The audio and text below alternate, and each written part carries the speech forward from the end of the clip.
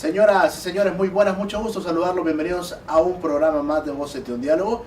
Hoy un programa especial porque es el último programa del año y cuando vemos para atrás y nos damos cuenta de tantas cosas que hemos abordado en este programa, pues sin duda alguna que nos pone a pensar tantas cosas que ocurren en este país y que hemos abordado acá de forma objetiva, seria, transparente, abierta para ustedes que son nuestro objetivo, que son el pueblo, y que procuraremos que en el próximo año también seguir en esta línea de transparente para que ustedes conozcan desde otra óptica, una óptica, repito, abierta, transparente, clara sobre las situaciones que ocurren en el país. Así que estamos muy contentos y le damos gracias a Dios por esta oportunidad.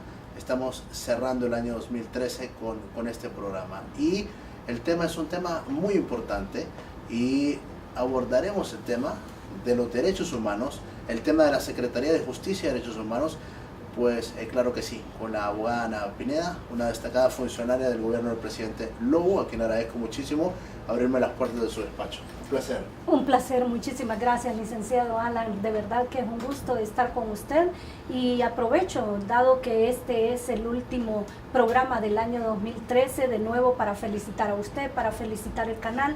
Creo que este es un programa que sobresale del resto de los canales y este programa en particular del resto de los programas porque, como usted bien lo señalaba, de manera objetiva transmite información a la población, genera una opinión positiva en función de los temas de interés del pueblo. Yo creo que eso es digno de destacarlo y el que el día de hoy estemos hablando de un tema tan importante como son los derechos humanos, porque los derechos humanos son en realidad el medio, el instrumento a través del cual la persona humana se convierte en el centro del interés del Estado, del gobierno y por supuesto del quehacer de todos y todas las y los servidores. Así que muchísimas gracias por hacerme partícipe de este último programa del año. Excelente, vamos a entrar en materia, ministra, y hay mucho de qué hablar con la abogada Ana Pineda. Primero, estamos cerrando no solo el 2013, no solo un año, sino que prácticamente se está cerrando un gobierno, una administración. Y me gustaría que nos hiciera un balance, porque este es el primer año, o mejor dicho, el primer gobierno en el cual se crea la Secretaría de Justicia y Derechos Humanos, pero también ya se está hablando que podría desaparecer. ¿Cuál es su balance respecto a esta Secretaría? Bueno, una interesante pregunta, licenciado Fiallos. En primer lugar, hay que, a manera de balance, decir que cuando se me llama para que forme parte del actual gobierno, situación que agradezco sobre todo a Dios, a quien creo, y al presidente Porfirio Lobo Sosa, no fue una decisión fácil. Y no fue una decisión fácil porque, como usted bien lo sabe bien, yo he sido y sigo siendo una persona que critiqué fuertemente el golpe de Estado que se produjo en nuestro país. Fui una de las personas que levantó su voz de manera inmediata cuando un presidente que había sido electo democráticamente por un periodo de 4 años es derrocado y mediante un acto de fuerza es expulsado fuera del país. Así que para mí llegar al gobierno no fue una decisión fácil. Lo hablé con el presidente Lobo, le manifesté incluso las dificultades que eso significaba para mí y hablé de la necesidad de ser independiente en el ejercicio del cargo, de ser beligerante y sobre todo de llamar las cosas por su nombre. Afortunadamente el presidente Lobo Sosa, como un estadista, como una persona con mucha vocación por la buena gobernanza y sobre todo comprometido con el tema de los derechos humanos, pues aceptó que yo asumiera esa posición en esos términos. Para ese momento la situación del país no era fácil. Si usted recuerda, Honduras había perdido su derecho como Estado miembro de la Organización de Estados Americanos, pero además de eso, de otros foros internacionales como de Naciones Unidas, no había forma alguna de interactuar con la comunidad internacional. Es más, todos los países del mundo habían sacado de Honduras a sus representantes y los habían trasladado de nuevo a sus países con muy raras excepciones, además de que todos los organismos internacionales de cooperación en el marco de donaciones, préstamos y otros compromisos que se tenían con el país habían quedado suspendidos. Hay que decir que para ese momento hay un alto nivel de polarización, de confrontación, justamente por la crisis política e institucional, las medidas que se estaban adoptando, por las posiciones que se forman alrededor de este hecho que marcó la historia política en este siglo. Y en ese sentido, asumir esto pues pasaba por tomar decisiones como la de proponer al presidente Lobo Sosa que no bastaba tener una persona que le asesorara en derechos humanos, que había que tomar decisiones para poder ejecutar acciones en materia de derechos humanos. Eso hace que se cree la Secretaría de Justicia y Derechos Humanos. Cuando se habla de la creación de la Secretaría de Justicia y Derechos Humanos, y usted mejor que nadie, el licenciado, lo conoce, no fue una situación fácil. En el Congreso Nacional hubieron voces divididas, siempre los grupos menos interesados en que haya una institucionalidad en derechos humanos señalaron que era una paralela, que esta oficina replica los esfuerzos que otras instituciones hacen, lo cual yo lo he venido señalando, eso no es cierto. En primer lugar, existe el Comisionado Nacional de los Derechos Humanos, con quien se dice se duplican estos esfuerzos. El Comisionado Nacional es una institución independiente de los poderes del Estado. Es una institución que tanto en la Constitución como en la Ley Orgánica establece claramente que su mandato es para la atención de las quejas por violaciones a los derechos humanos. En el marco de atender las quejas por violaciones a los derechos humanos, el comisionado puede en un determinado momento presentar recomendaciones para que la población en general pueda gozar de mayores condiciones en el goce y en el disfrute de los derechos humanos. El comisionado nacional, como es independiente de los poderes del Estado, no forma parte de la estructura administrativa del Estado, como sí lo forma la Secretaría de Justicia y Derechos Humanos. Por otro lado, el mandato de la Secretaría es la que asume la representación del Estado ante los foros internacionales. Recuerde usted que el presidente de la República es el administrador general del Estado. Así lo dice la Constitución de la República, así lo dice la Ley de la Administración Pública. En consecuencia, el administrador general del Estado es quien asume los compromisos cuando firma convenios y tratados internacionales en cualquier materia. Si es el presidente, el administrador general del Estado, quien firma los convenios, es el llamado a darle seguimiento a los convenios para saber si se cumplen o no se cumplen. Igual de presentar los informes a los que se obliga el Estado en todo convenio o tratado internacional dentro de los tiempos que el propio convenio lo establece.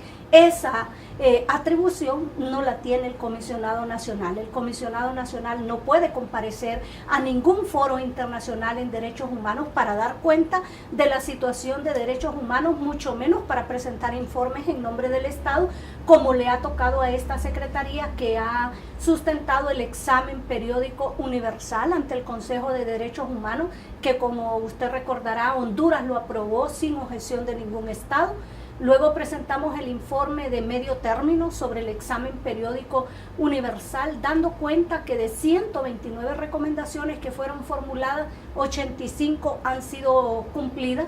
Igual hemos presentado informes de otros convenios importantes, como de la Convención de Derechos del Niño en su protocolo sobre los niños que participan en conflictos armados, los niños que tienen que ver con la explotación sexual comercial, la pornografía o la prostitución infantil, el cuarto y quinto informe de la Convención de Derechos del Niño, el informe sobre la Convención de Discriminación Racial, el informe sobre la Convención sobre los derechos de las personas con discapacidad, entre otros. En términos resumidos, podría decirle que Honduras ha presentado desde la existencia de la Secretaría de Justicia y Derechos Humanos 10 informes que se derivan de diferentes convenios y tratados internacionales.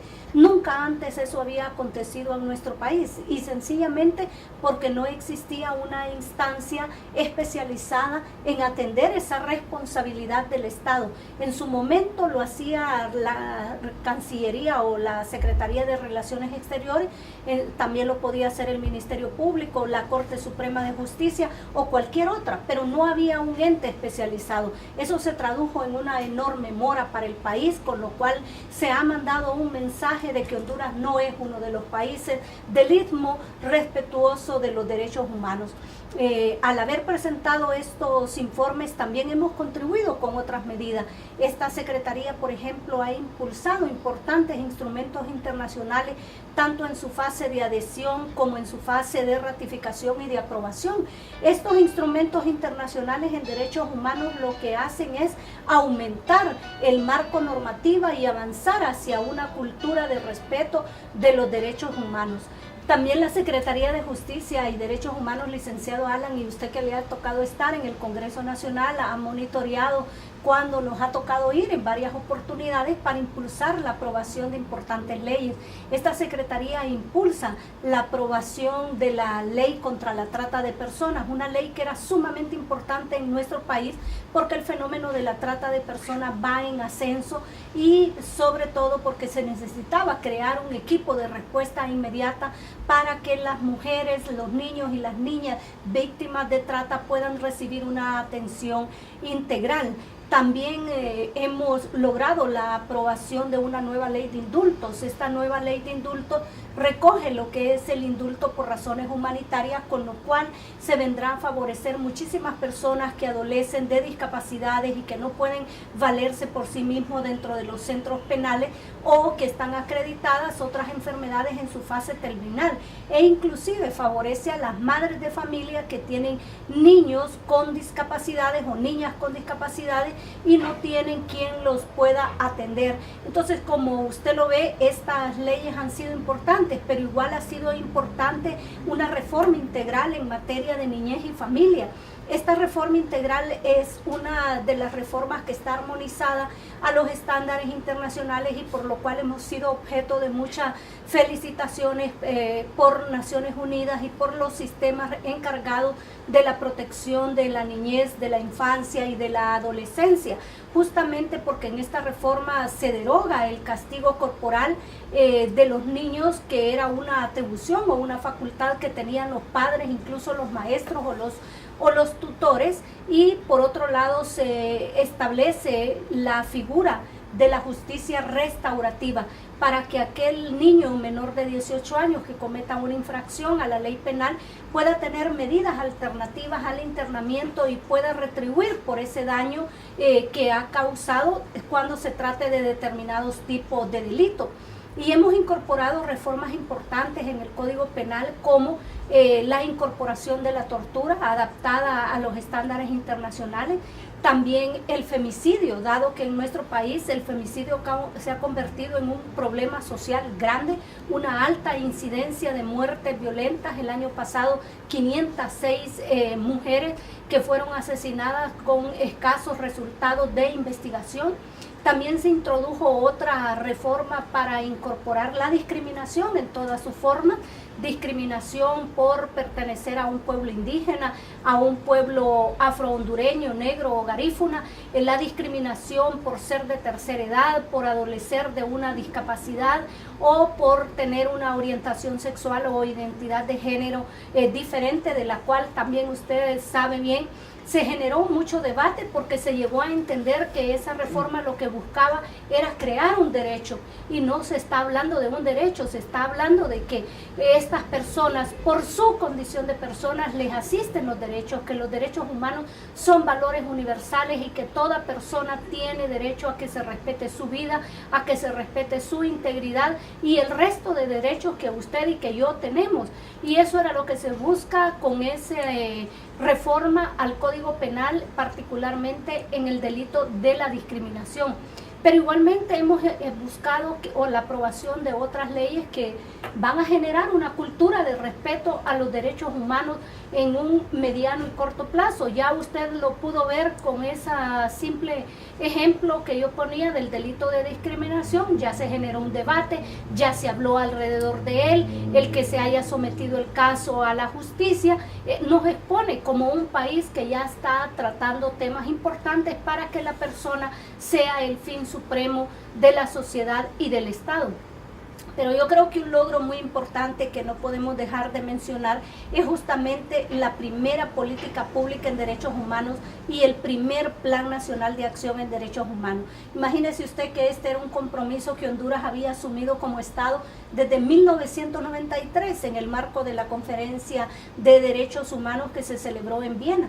Y no es sino 20 años después que este compromiso internacional se cumple, y se cumple porque hay una secretaría que tiene una agenda en derechos humanos para cumplir con los compromisos nacionales e internacionales.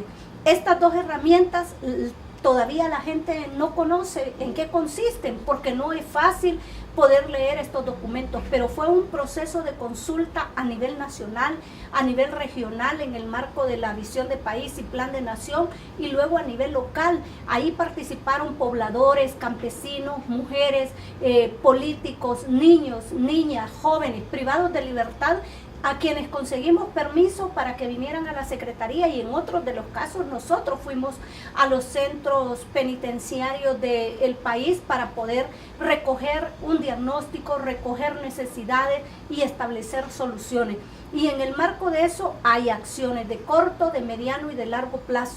Lo que se busca con este plan de acción es que Honduras trabaje de manera articulada en el tema de derechos humanos, que todas las secretarías e instituciones del Estado en sus planes operativos anuales y en el marco de sus competencias legales y de su presupuesto potencien a la persona humana.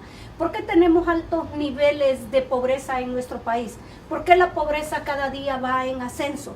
¿Por qué las personas cada día tienen menos acceso a servicios públicos como a la protección a la salud?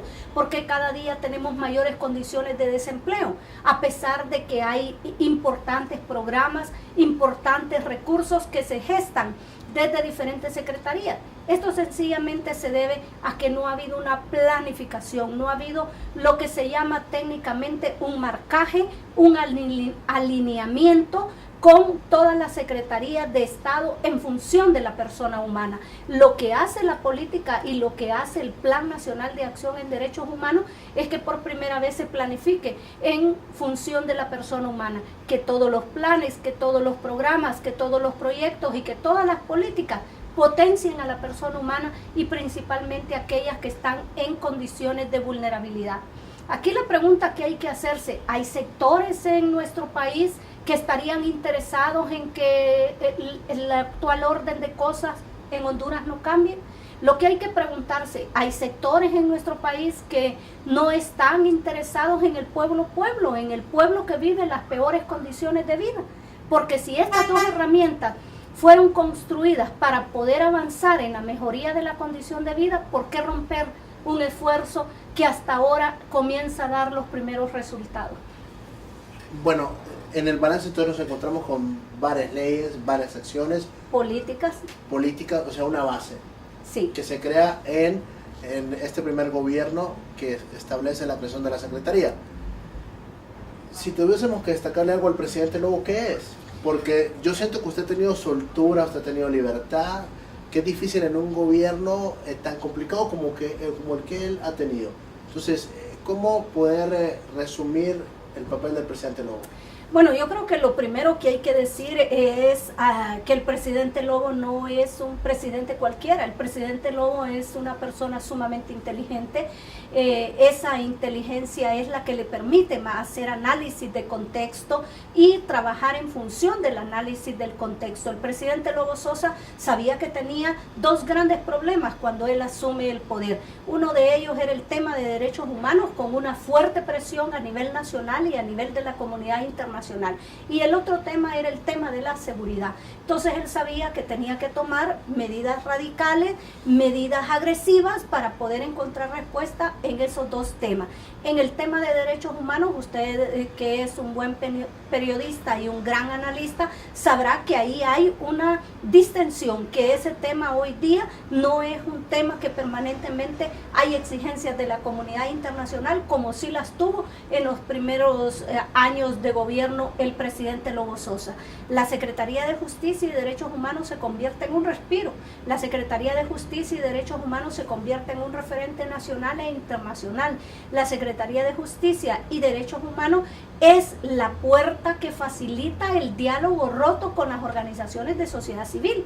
Si usted recuerda, hasta antes de que se cree la Secretaría de Justicia y Derechos Humanos, ninguna organización interactuaba con el gobierno. Aún a mí, que yo venía de la sociedad civil, me costó hacer esos acercamientos. Tuve que hacer visitas a las oficinas de cada una de estas organizaciones, dada la amistad que tengo con muchos amigos y amigas que dirigen las más prestigiadas organizaciones de derechos humanos, trabajar en función de una agenda común para que los logros que la Secretaría alcanzara no fueran logros de la Secretaría, sino de la sociedad civil también, como hoy lo han externado en un comunicado público donde están hablando del fortalecimiento de la institucionalidad. Entonces creo que del presidente Lobo, lo primero que hay que destacar es que sabe que hay un problema y que hay que resolver ese problema. Y él lo resuelve creando la Secretaría de Justicia y Derechos Humanos, pero también dándome la independencia.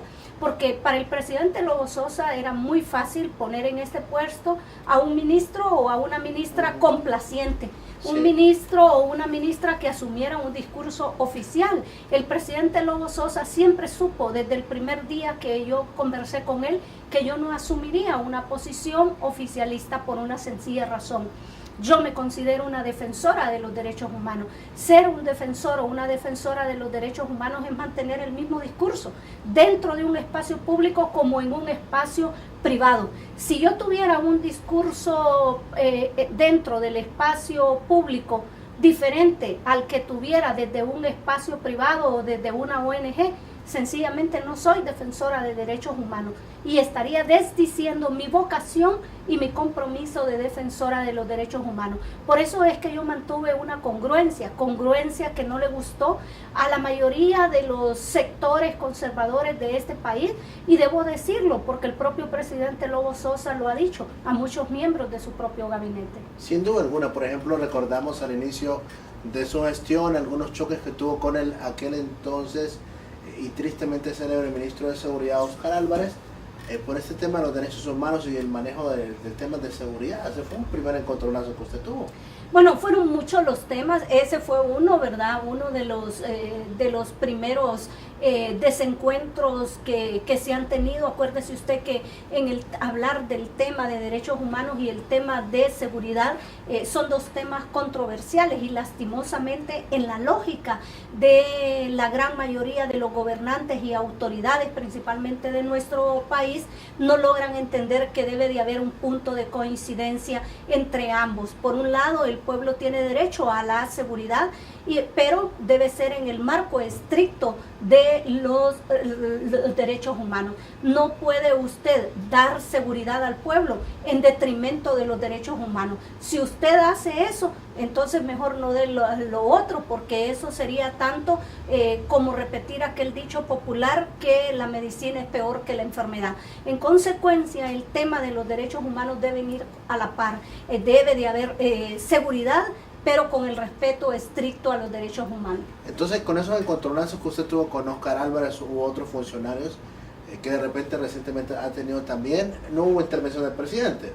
Ahí como que hubo imparcialidad. El presidente en esos momentos, pues yo creo que asumió la posición que debió asumir. La experta en el tema en derechos humanos era yo, la que tiene el mandato en el tema de derechos humanos era yo, por lo tanto la persona llamada en ese caso en particular a dar las explicaciones al pueblo o a darlas ante los otros ministros para que pudieran entender que asegurar al pueblo hondureño condiciones de un entorno seguro no es en detrimento de los derechos humanos, y el presidente lo entendió. Yo creo que no era necesario que aquí él asumiera posiciones a favor de uno o a favor del otro. Creo que hizo lo correcto, dejar que cada quien en el marco de sus mandatos hiciera lo que tenía que hacer. Sí, además en el tiempo uno puede medir quién prevaleció y quién tuvo que salir.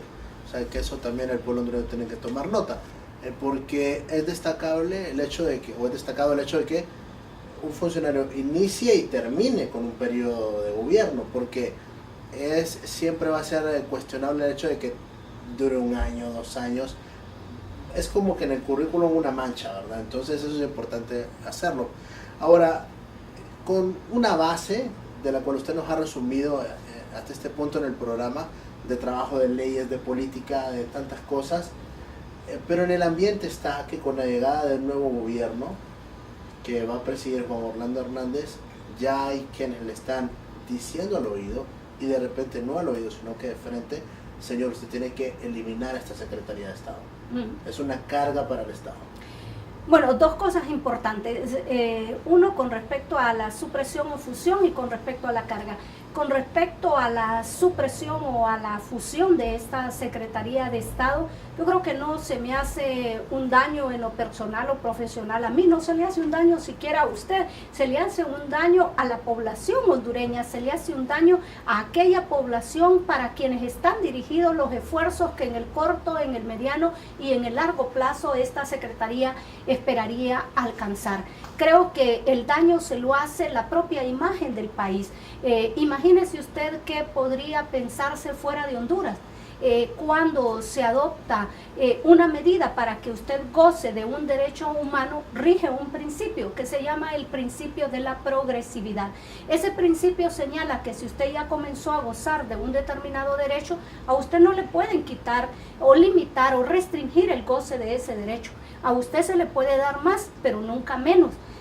Si eso ocurre, se produce una involución que es cuestionable desde todo punto de vista. Lo mismo ocurre cuando se adopta una medida en materia de derechos humanos. Si usted adoptó una medida legislativa, si usted adoptó una medida de política, usted adoptó cualquier otro tipo de medida, esa medida tiene que tener el carácter de progresividad, pero no tiene que involucionar. Haber creado la Secretaría de Justicia y Derechos Humanos solo obliga al Estado de Honduras para que la misma sea fortalecida y para que se le den continuidad a los esfuerzos que ya existen en materia de derechos humanos.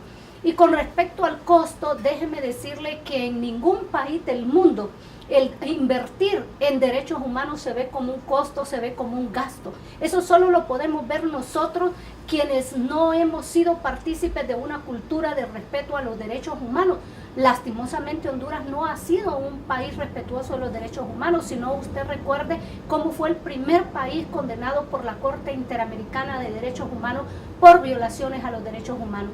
Eso nos manda un mensaje de que nosotros tenemos que hacer un cambio de mentalidad y debemos pensar más en potenciar el tema de los derechos humanos. Es sumamente importante porque los derechos humanos son los que se concretizan en la persona humana, y no es acaso que la clase política nuestra lo que le interesa es la persona humana, y si es la persona humana el centro de la actividad del Estado y el centro del gobierno, es a donde se tienen que canalizar los mayores recursos. Pero por otro lado hay un dato importante que usted lo tiene que conocer. Esta es una de las secretarías que tiene el más bajo presupuesto. Esta es una de las secretarías que casi el 90% de su presupuesto solo es para el pago de salario. El resto del presupuesto es para el funcionamiento operativo de la secretaría. Pago de alquiler, pago de luz eléctrica, el pago del agua, el funcionamiento de papelería, equipo, mobiliario y todo lo demás que usted ve. Quiere decir que todas las actividades que usted ha conocido que esta Secretaría ha llevado a cabo, incluyendo actividades como el primero, segundo, tercer Gran Congreso en Derechos Humanos, donde se discuten temas importantes y se sacan desafíos para el año siguiente en derechos humanos, han sido costeados totalmente por la cooperación internacional. ¿Y usted por qué cree que la cooperación internacional invierte en el tema de derechos humanos? Porque están conscientes que esa es una prioridad para Honduras, están conscientes que esa es una prioridad, que el pueblo hondureño está esperando que se enfaticen esos esfuerzos si se quiere mejorar la condición de vida de la población hondureña. Así que no hablemos de gasto en materia de derechos humanos. Ojalá si se pudiera potenciar esta Secretaría, no solo con más recursos, sino con más asistencia técnica o con otros mecanismos que vengan a fortalecer la institucionalidad en derechos humanos. Ahora, la amenaza es fuerte. ¿Usted siente que sí realmente hay una intención, más que de fusionar, yo creo que quería orientar a desaparecer la Secretaría? Fíjese que quiero ser muy honesta con usted, con el pueblo que nos está viendo. de manera oficial yo no tengo conocimiento alguno sobre qué es lo que se va a dar. El conocimiento que yo tengo es a través de los propios medios de comunicación, declaraciones de diferentes diputados, declaraciones de personas que actualmente están participando en la Comisión de Transición, que en un primer momento hablaban de la supresión de algunas instituciones porque crean gasto, y en un segundo momento escuché de la fusión de varias secretarías donde esta se estaría fusionando a otra secretaría, lo cual me parece incorrecto, tanto lo uno como lo otro, por las razones que ya expliqué. Además, esta secretaría en apenas 3 años no solo nos toca levantar las bases fundacionales de una nueva institución, una cosa que no es fácil, pero además nos toca trabajar de tal forma que esta es una secretaría muy bien estructurada, tanto en lo que tiene que ver con la planificación. Durante 3 años consecutivos, la Secretaría de Planificación y la Secretaría de Finanzas la ha certificado con excelencia. Lo mismo ha ocurrido con el Instituto de Acceso a la Información Pública, donde hemos obtenido 100% por trasladar información en función de nuestro presupuesto de manera transparente. Esto le indica que esta es una secretaría, que todos sus procedimientos se manejan a través del ONCAE, a través de ONADICI, a través del CIAR, a través del CIAFI, y todo el cumplimiento de lo que es la Ley General de la Administración Pública. Esta es una secretaría que en apenas 3 años cuenta con el orden suficiente para que cualquier persona que llegue a dirigirla pueda darle fácilmente continuidad a lo que ya se ha iniciado y que estemos viendo los resultados en muy corto plazo. Ya en estos momentos existen 150 acciones del Plan Nacional de Acción en Derechos Humanos que están alineados en 17 planes operativos anuales de igual número de secretarías e instituciones del Estado. ¿Se imagina usted lo que significaría darle vigencia a ese esfuerzo? Significaría que habría una mejora en el goce de varios derechos, pero también si se fusiona o se cierra, posiblemente ese esfuerzo va a quedar en nada. Entonces yo creo que el pueblo aquí tiene un papel también importante que jugar. Si Juan Orlando Hernández determina cerrar esta secretaría, ¿qué ocurriría? Bueno, ¿Quedaría sí. mal él a nivel internacional? ¿Se vería mal? O sea, para ir hablando claro también, porque de repente estas comisiones de transición, si hay personas buenas, calificadas, pero a veces no miden las cosas. Claro. Y de repente el último que se da cuenta es el presidente. Y en este caso, aunque lo dudo, porque conociendo a Juan Orlando, él está encima de todo. Pero si Juan Orlando cierra esta secretaría, quedaría muy mal parado su gobierno de entrada, ¿o no? Claro, yo creo que usted ha dicho algo muy claro, eso sería así. Yo creo que no va a quedar mal ninguna otra persona, yo no voy a quedar mal. A mí el presidente Lobo Sosa me encomendó una función, la cumplí con la mayor responsabilidad, trabajé con la mayor dedicación, más allá de lo que un horario normal de trabajo me exige. Producimos resultados en muy corto tiempo. Solo para citarle un ejemplo, el Plan Nacional de Acción en Derechos Humanos tardó 15 años en Guatemala, tardó 5 años en México, en la Secretaría de Justicia y Derechos Humanos en menos de 2 años, con una amplia participación de sociedad civil, pero trabajando de manera incansable durante 7 días a la semana, logró ser una realidad, más otros grandes resultados que no hemos tenido la oportunidad de compartirle dado el poco tiempo. Entonces al final yo hice lo que tenía que hacer, demostré que en muy poco tiempo, si se tiene compromiso, si se tiene la voluntad política que tenía el presidente Lobo Sosa, se puede hacer eso y se puede hacer mal. Se puede hacer mucho más. Quedaría mal entonces quien tome la decisión de cerrar esta secretaría. Pero yo creo que el presidente Juan Orlando es un hombre inteligente. Y yo creo que el hecho que a sus 45 años haya llegado a la posición de poder en donde se encuentra no es producto del azar, es producto de su propia inteligencia, de su propia habilidad para tomar decisiones y sobre todo para calcular cuáles son aquellas acciones en donde él tiene que potenciar esfuerzos si quiere tener un gobierno legitimado, un gobierno que se articule con la sociedad civil, pero que cuente con el respaldo de la comunidad internacional. Ok, permítame cumplir con una pausa comercial en el programa.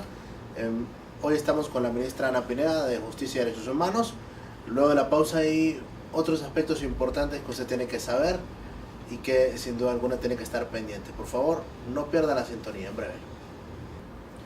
Bien, seguimos en Voces de un Diálogo, hoy con la ministra de Justicia y Derechos Humanos, Ana Pineda. al cierre de lo que es este año 2003, estamos en el último programa precisamente del año y estamos abordando estos temas de derechos humanos que son tan importantes. Hemos conocido a lo largo de esta primera parte del programa lo que es precisamente las bases que está dejando el trabajo de la ministra y todo un equipo, que realmente tenemos que destacar ese trabajo y los resultados. Ahora, muchos están como cruzando los dedos para tratar de acercarse a Juan Orlando Hernández y decir, bueno, yo quiero seguir como funcionario, yo quiero seguir como ministro o como ministra, y eso lo vemos ya bastante común. En los últimos días varios han tirado sus mensajitos. ¿A usted le interesa seguir o no le interesa seguir como funcionario? Quiero responderle con la franqueza que un amigo merece. Yo soy una persona cristiana. Cuando uno depende de Dios, no construye una agenda en sus propias fuerzas, sino que esa agenda la pone en las manos de Dios. Así que yo he puesto ya mis futuras actividades en las manos de Dios. Creo que la situación para el país en materia de derechos humanos no va a ser nada fácil. Creo que no habrían algunas condiciones particulares para que yo pudiera desempeñarme como hasta ahora me he venido desempeñando, y en ese sentido yo estoy poniendo mis nuevos planes en las manos de Dios y espero que esos sean confirmados, así que usted tendrá la oportunidad de saber de mí, pero tenga la seguridad que desde donde yo me encuentre voy a seguir siendo congruente entre lo que digo y entre lo que hago, hacer las cosas con el temor a Dios, el respeto a la Constitución y a las leyes. Ser como soy me ha traído consecuencias que todo el pueblo hondureño las conoce. He sido víctima de ataque a lo largo de estos 3 años de funciones, no obstante los he entendido como parte de lo que significa trabajar en un tema complejo y hasta controversial como es el tema de los derechos humanos, y así espero seguirlo haciendo desde un espacio público como desde un espacio privado que Dios estará confirmando. Interesante. Usted le puso la renuncia al presidente sin ningún tipo de problema. Sin ningún tipo de problema.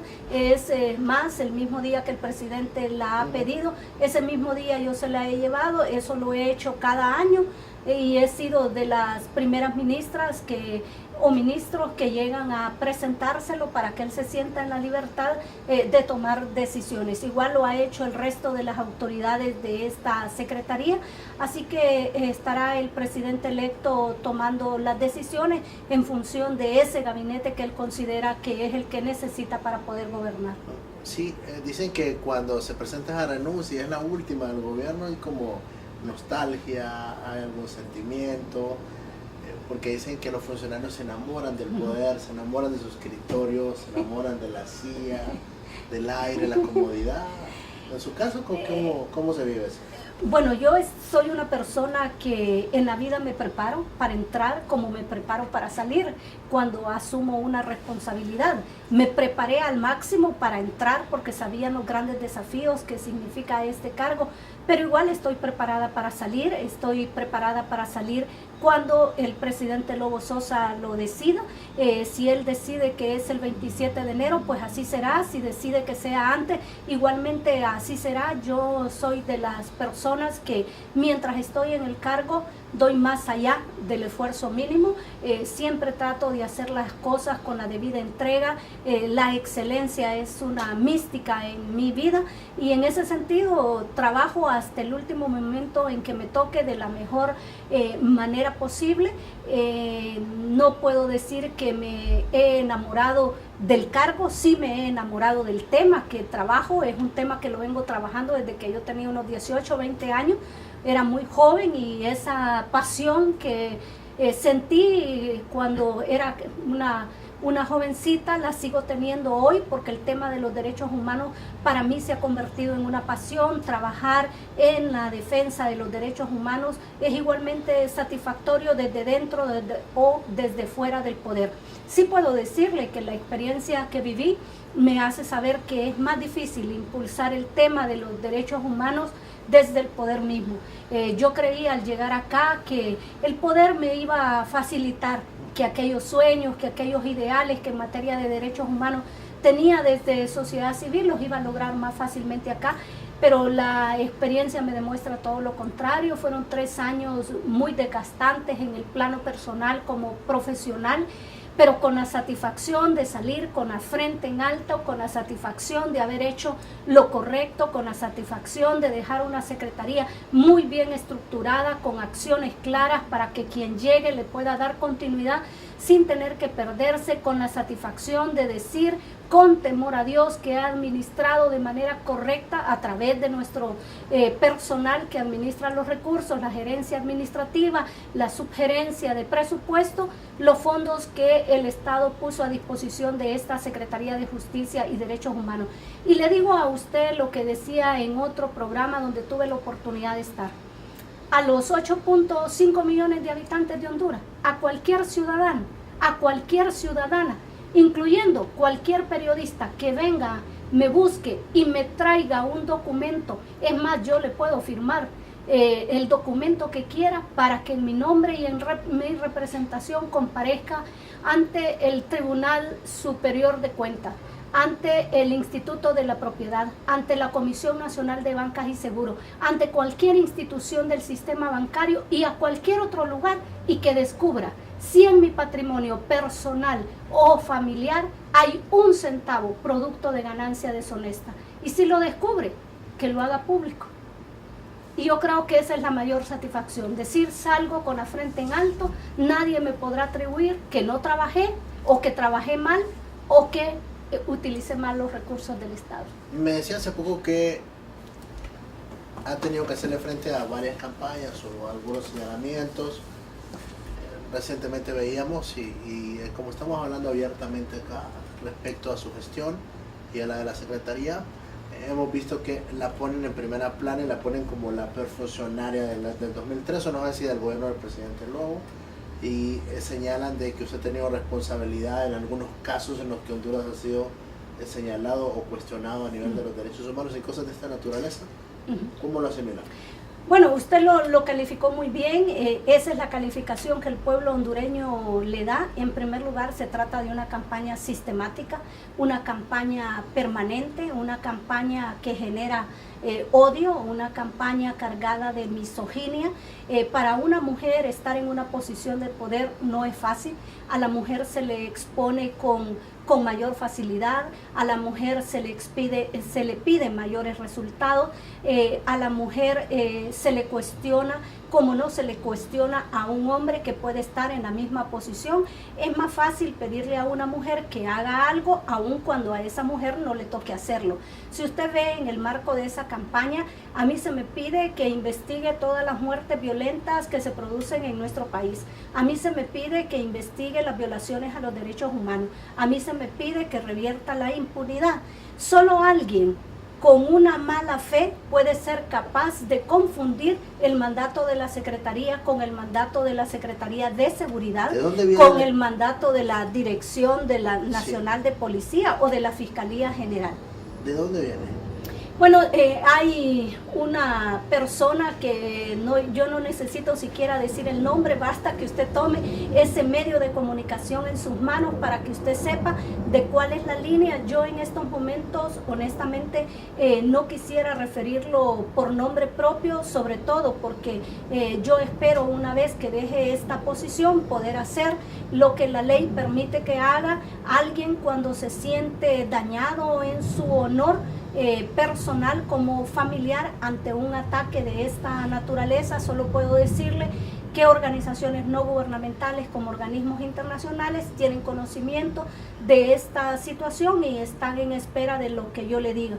Es más, la campaña es tan fuerte, es tan consistente que se me está exponiendo innecesariamente a una situación de peligro o una situación de riesgo que digo que es innecesaria y que evidentemente el pueblo hondureño tiene que ver a esta persona que es la responsable de esta campaña como la responsable de cualquier daño que me acontezca a mí o que le acontezca a cualquier miembro de mi familia. ¿Y de eso tiene conocimiento el presidente Lobo? ¿Usted ha hecho ya porque aquí el tema, porque estamos en el mercado, digamos que este es un mercado para que usted lo entienda, y con esta facilidad que usted me permite para hablar sobre el tema, quisiéramos también que varios funcionarios hablaran, porque como medio de comunicación también nosotros cuestionamos. Por ejemplo, nosotros cuestionamos cuestiones que de repente consideramos que son injustas, pero que quisiéramos tener respuestas, quisiéramos tener... Pero eso la es otra apertura. cosa, eso es otra cosa. En primer lugar, delimitemos que un funcionario o una funcionaria pública, por la naturaleza del cargo, está sometida al escrutinio público. Sí. Y el escrutinio público significa que usted me puede pedir explicaciones con ocasión del cargo.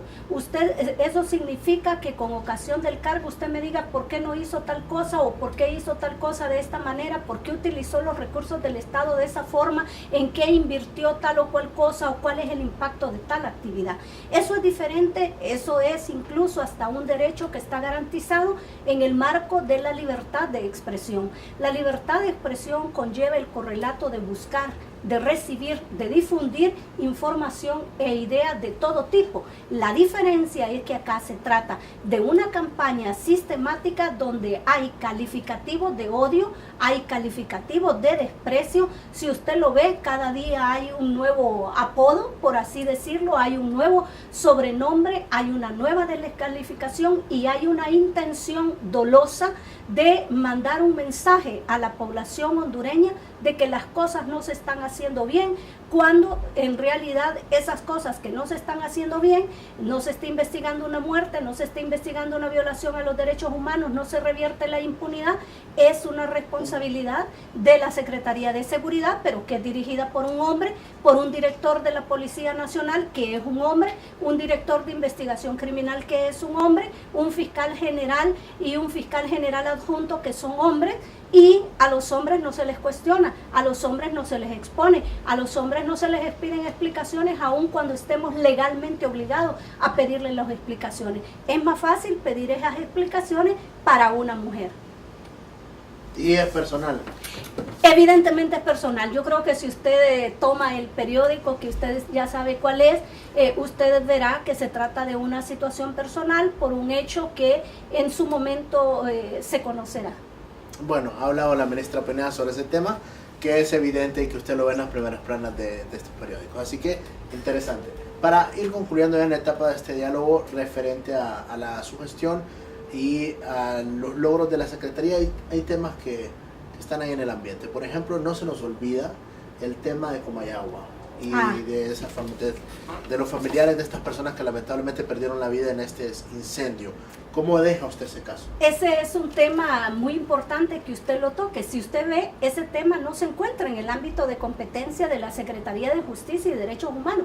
Debiera estarlo manejando otra institución de derechos humanos que tiene ese mandato. No obstante, ante la falta de respuesta que tuvieron estas 361 familiares, esta familia de 361 personas que murieron en el incendio en Comayagua, pues la Secretaría de Justicia y Derechos Humanos asumió la responsabilidad de acompañarles, en primer lugar, durante el levantamiento de los cuerpos, desde el traslado hacia Tegucigalpa, asistir y coordinar con Copeco hasta el momento de la sepultura. Incluso llegamos a establecer un protocolo interinstitucional para que las diferentes secretarías e instituciones del Estado se pudieran volcar a facilitar la ayuda a los familiares. Pero también les acompañamos legalmente para que este caso se presentara un requerimiento fiscal por la omisión de las autoridades llamadas a tutelar los derechos de las personas privadas de libertad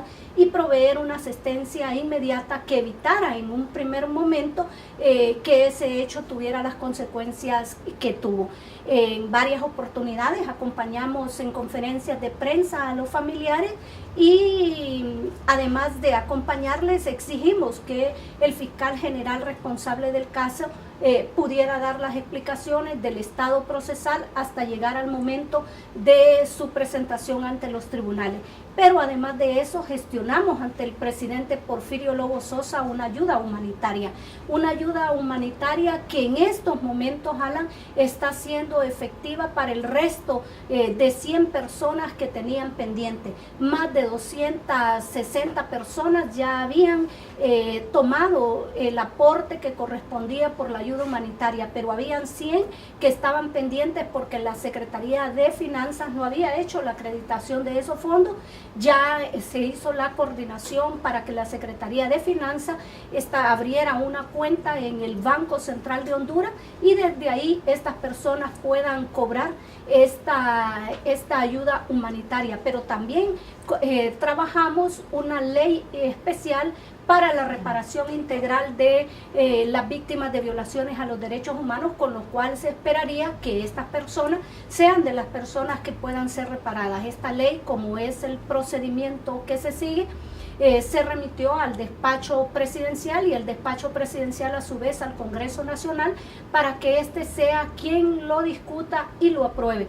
Esta ley va a permitir resolver gran mayoría de casos en donde las personas solo les ha quedado ser víctimas de violaciones a los derechos humanos, pero no han gozado del derecho a la reparación, que el derecho a la reparación, como su nombre lo indica, cuando de manera integral se trata, incluye en primer lugar la investigación, incluye la identificación de los autores, el enjuiciamiento, el castigo y la indemnización a título de daños y perjuicios para las personas que han sido víctimas de violaciones a los derechos humanos. Esas son acciones que la Secretaría de Justicia y Derechos Humanos ha hecho y que evidentemente en un apretado informe como el que estamos compartiendo a su amable auditorio es bien difícil poder decirlo todo.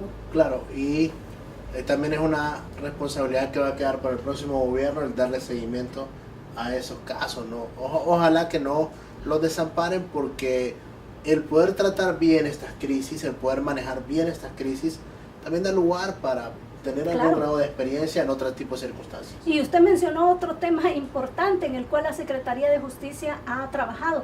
Por primera vez desde el Estado se ha creado un sistema de monitoreo de la conflictividad social. Usted recordará los informes de la conflictividad social. Cuando la Secretaría se crea en sus primeros meses, mirábamos muchos conflictos y muchos de los conflictos incluso eran objetos de criminalización.